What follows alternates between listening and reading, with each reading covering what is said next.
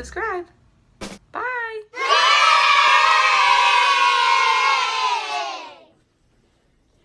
Good evening, readers. Welcome back. Tonight we're going to be reading Gilbert, Goldfish by Kelly Dipucchio, illustrated by Bob Shea.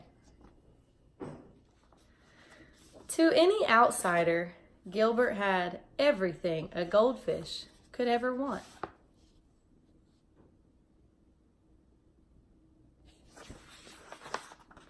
A magnificent stone castle, a treasure chest full of gold, and a feast of tasty flakes that fell from the sky just in time for breakfast each day.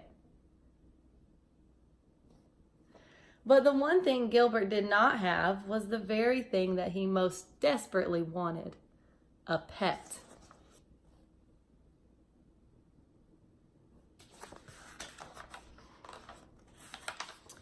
Sometimes he imagined his pet would be small, sometimes big. Sometimes really big.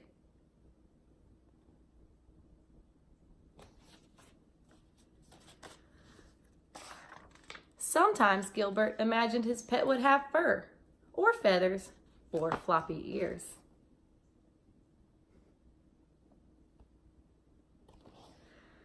But every day and always, Gilbert imagined what it would be like to have a pet to care for and love.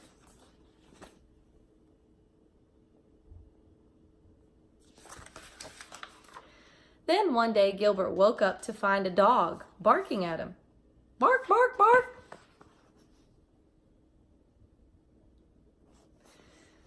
Gilbert blinked his eyes to make sure he wasn't dreaming. The dog wagged his tail and licked the bowl.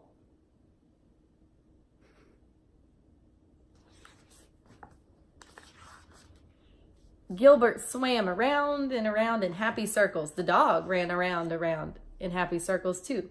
A pet, Gilbert glubbed. I have a pet.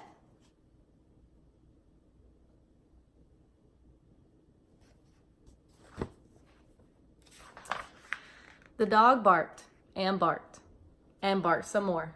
Bark, bark, bark. Gilbert never dreamed his pet would be so noisy.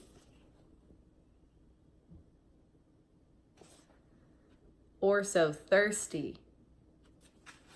Uh-oh, what did he do? Drink out of his bowl. A week passed. A very tired Gilbert woke up, and the barky bark dog was gone. The castle was quiet again.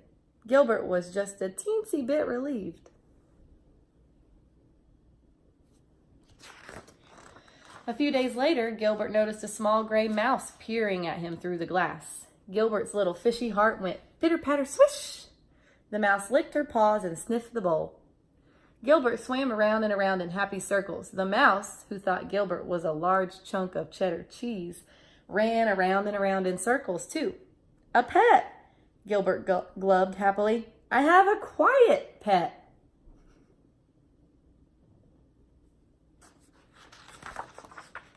The mouse sniffed and sniffed and sniffed some more. When the hungry mouse determined that Gilbert was not, in fact, a block of cheese, she ran away, and she never came back. Gilbert's little fishy heart went pitter, patter, plop.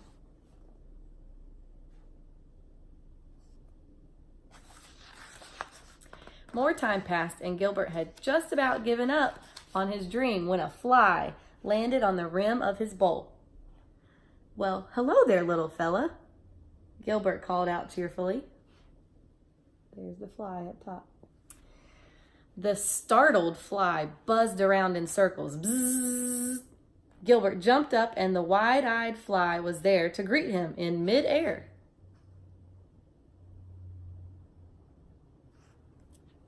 Wonder what's going to happen here.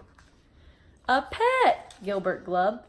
I have a quiet, friendly, the whack. Uh-oh. Look at Gilbert's face. What happened? Oh my, poor fly. And poor Gilbert. He cried enough tears to fill a 10-gallon aquarium.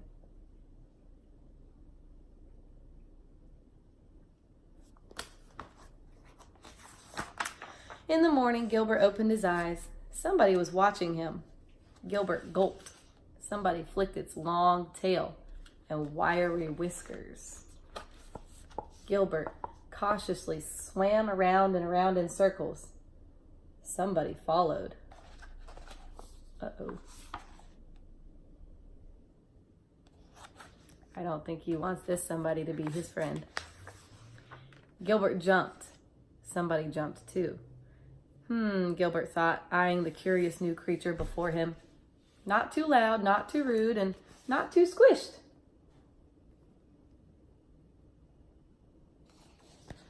A pet, Gilbert glubbed. I have the perfect pet.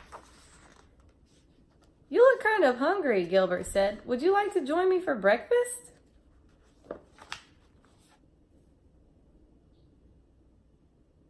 The creature moved in closer and closer and closer, and then it took a big bite.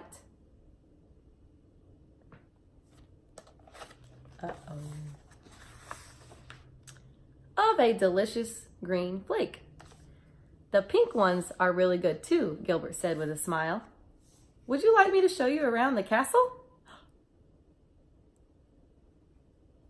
Who thought it was this? I thought it was going to be a cat.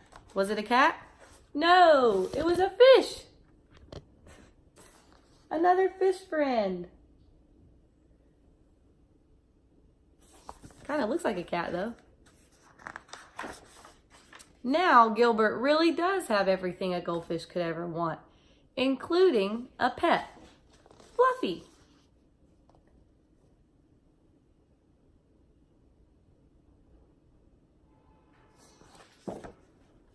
Such a silly story. But I want you to think about how the characters' feelings changed so much in this book.